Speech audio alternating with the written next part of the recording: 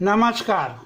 आज का टॉपिक है एमसीबी मिनिएचर सर्किट ब्रेकर और RCCB residual current circuit breaker में डिफरेंस। ये एमसीबी है, ये आरसीसीबी है। दोनों 25-25 एम्पियर के हैं।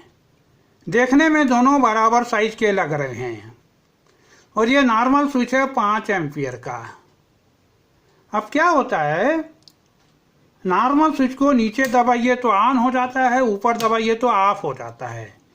इसमें और इसमें क्या है, जब ये नॉब नीचे होती है तो ये ऑफ होता है। ऑन करने के लिए इसको ऊपर करना पड़ता है। ये ऑन, ये ऑफ, ये ऑन, ये ऑफ। इसी तरह ये भी, ये ऑन, ये ऑफ, ये ऑन, ये ऑफ। दूसरा क्या है कि इसको ऑन करने में काफ़ी ताकत लगती है और ऑफ इजी हो जाता है। ऐसा इसका अरेंजमेंट है। ये एक चैनल है एमसीबी को फिट करने की। ये देखिए, अब इसमें देखिए एमसीबी में पीछे कटआउट है और यहाँ पे एक लॉकिंग अरेंजमेंट है जो कि आगे और पीछे मूव होता है।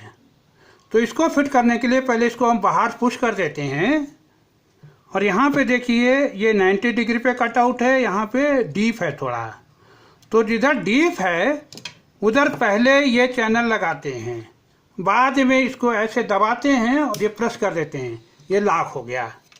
ये देखिए, और फिर यहाँ पे स्क्रू लगा के वाल में या जहाँ फिट करना हो फिट कर देते हैं। आरसीसीबी ऐसे ही फिट करते हैं। ये डिटेल एमसीबी के हैं और ये डिटेल आरसीसीबी के हैं। करंट रेटिंग दोनों एमसीबी और RCCB up to 63 ampere current rating के मिलते हैं। ये जो करंट है वो करंट है जो इनके कांटेक्ट में फ्लो करती है। कॉस्ट एमसीबी की कॉस्ट लेस होती है, आरसीसीबी की कॉस्ट मोर होती है, ज़्यादा होती है। ये जो आरसीसीबी है एमसीबी से 4 गुना कॉस्टली है। मैनुअल ऑन ऑफ यस दोनों में होता है।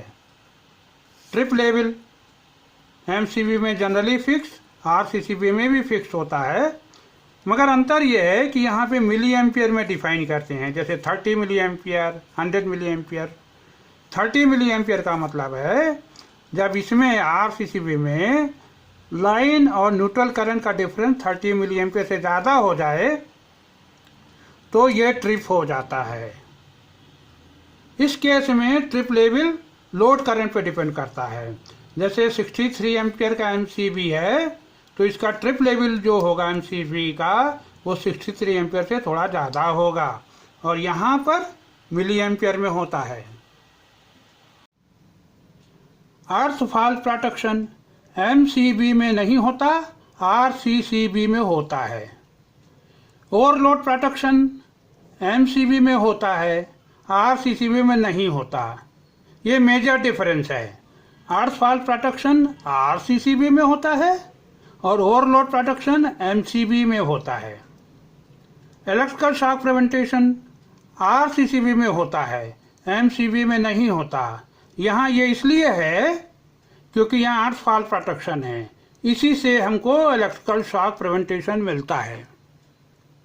अब नंबर ऑफ पोल्स जो एमसीबी हैं 1, 2, 3, 4 पोलों में मिलते हैं, आप सेलेक्ट कर सकते हैं।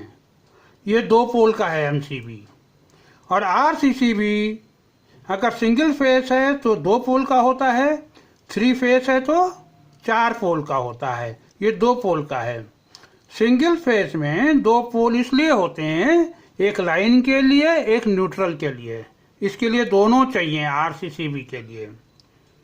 और 3 फेस में ए फेस, बी फेस, सी फेस और न्यूट्रल, तो ऐसे 4 पोल हो जाते हैं।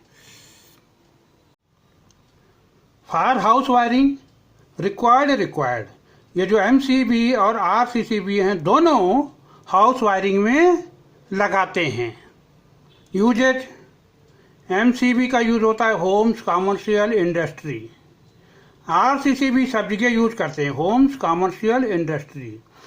कॉमर्शियल इंडस्ट्री में जहाँ पे लोड कम होता है वहाँ पे ये यूज करते हैं एमसीबी। ये इनकमर है, ये एमसीबी है ये, और ये आरसीसीबी है ये। एमसीबी में एक लाइन साइड है, एक लोड साइड है। देखिए यहाँ लिखा है लाइन, यहाँ लिखा है लोड। तो जो इनकमर आएगा वो लाइन साइड में लगेगा यहाँ पर, और जो लोड साइड है वो आगे जाएगी। इस प्रकार आरसीसीबी में जो लाइन साइड है, यहाँ लाइन लिखा है मतलब ये लाइन टर्मिनल है, तो ये लाइन टर्मिनल है और ये लोड है। ये जो लोड है ये घर की लोड को जाता है।